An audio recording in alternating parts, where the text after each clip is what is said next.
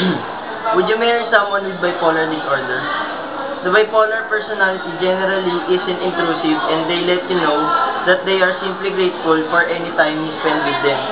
Falling in love with them is very easy and the thought of marriage comes naturally.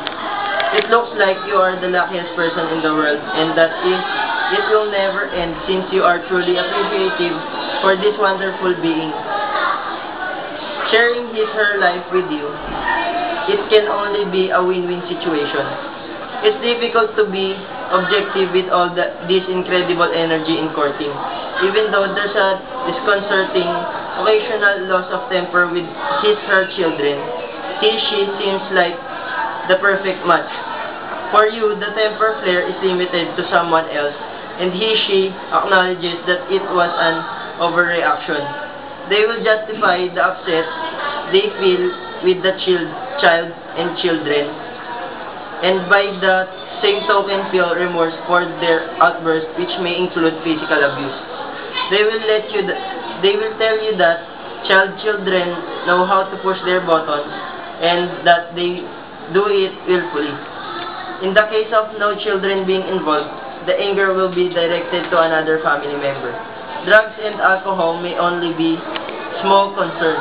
They may partake of illegal drugs or alcohol, but it is in more of a social way, and there's no obvious evidence of it is being a problem.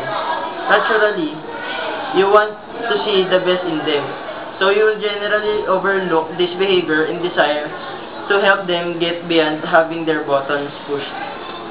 You will feel that with all they have given you in this relationship, the least you can do is help as much as you can. And you might even have a thought that you hope you can be instrumental in helping her before that kind of anger should ever be turned onto you. And even though you have that kind of thought, you still believe you will somehow be immune since the individual has such high regard for you.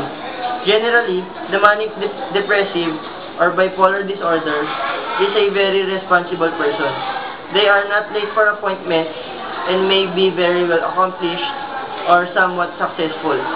Some are very fastidious in keeping their surroundings clean and organized, house and office immaculate. So what's the problem for all in all?